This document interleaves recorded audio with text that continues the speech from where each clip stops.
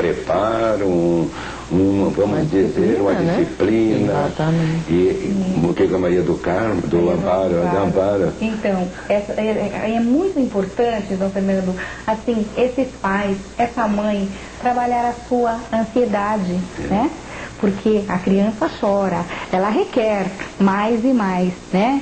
E essa mãe, ela precisa ter um equilíbrio. Uma serenidade, né? Uma serenidade. No relacionamento com o filho. Exatamente, para ela poder diferenciar esse choro, né? E ela poder atender e dar o equilíbrio para essa criança, né? Porque é de bem pequena que a gente vai dando os limites, né? E vai dando as diretrizes. Mas não é fácil. Não é fácil, eu sempre, a minha irmã, quando ela saía de casa, às vezes eu ficava cuidando das minhas sobrinhas, e tinha uma delas que tinha um problema de dor de ouvido. Nossa, destampava a chorar. Aí eu esquentava um pouco, naquele tempo, né? Olha lá, o doutor. Eu esquentava um pouquinho de azeite e punha, eu via que não estava muito quente, está evidente, né? E punha no ouvido, e a pouquinho ela ficava tranquila. Então aí eu descobri a causa daquele choro. Mas às vezes era por outras razões e eu não descobri. Ficava rezando, que venha minha irmã, que chegue logo. Porque o choro continua, né? O choro continua. E aí a mãe tem de ter um controle pessoal muito, muito grande para não chegar a esse ponto que o senhor estava dizendo. Tem um exemplo até mais tranquilo. A criança à noite, 3, 4 anos de idade, ela começa a acordar à noite e vai para a cama dos pais. A mãe pega a criança e leva para sua cama. A criança acorda de novo e vai para a cama dos pais. A mensagem que essa mãe está passando para essa criança, se ela não conversar, é assim: olha, acorde à noite, venha para minha cama, me veja que eu te levo de volta. E a criança registra. Interessante, é bom que a gente note isso, né? Porque a gente pensa, não é criança, ainda não é capaz, mas não registra. A gente tem esse exemplo, por exemplo, de que a Cristina trabalha com sono. A gente tem esse exemplo criando crianças insônias. Já com distúrbio de sono desde pequenininho, né? Bebê. Por esse atendimento constante da mãe, né? Porque a mãe se angustia com qualquer choro, né? Qualquer queixa da criança, né?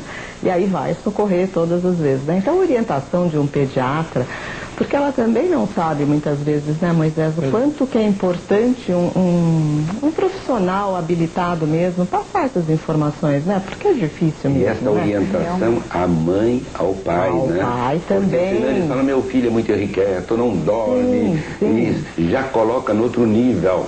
E talvez seja, como você diz, tem aí um problema que é a insônia.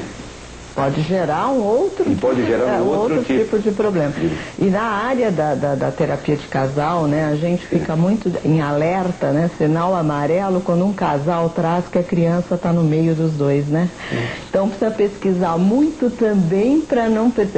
É outro assunto, mas precisa pesquisar muito também para ver se não tem nenhum problema na relação de casal.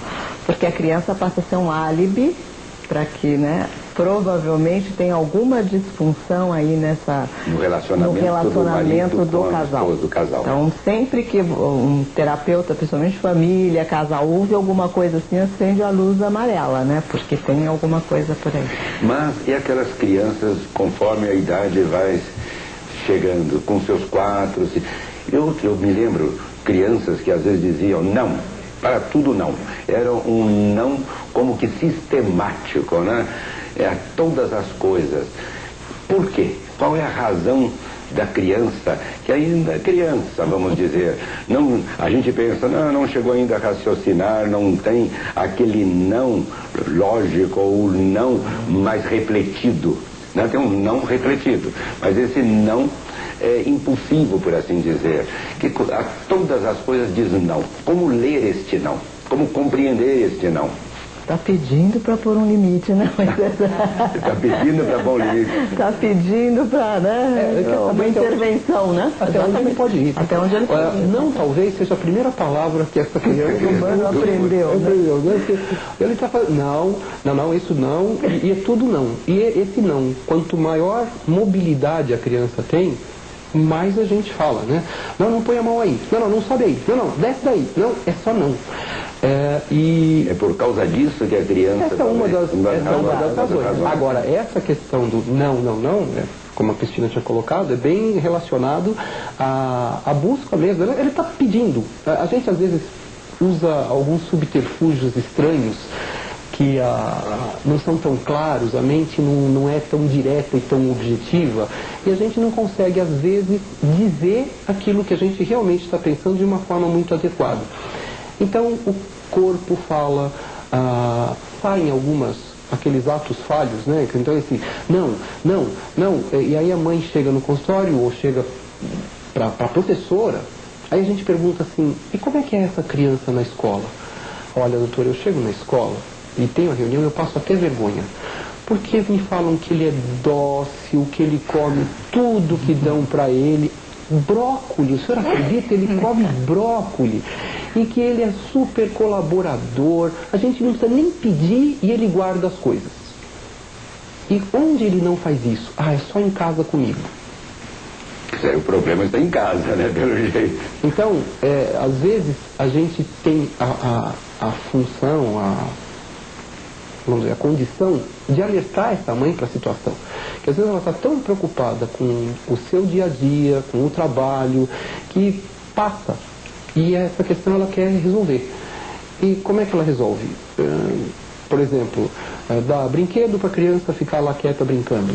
A criança pega assim, eu quero pegar uma coisa na geladeira. Vai lá e pega. Eu quero fazer alguma... Ela acaba sendo mais permissiva. E, na verdade, a criança não queria nada da geladeira. Ela está querendo essa atenção dessa mãe. E se essa mãe desse essa atenção, ela possivelmente não necessitaria colocar tantos limites depois. Porque aí ela fala assim, então eu posso abrir a geladeira. Vai, abre. Aí ela abre a geladeira, mãe, eu estou subindo na geladeira.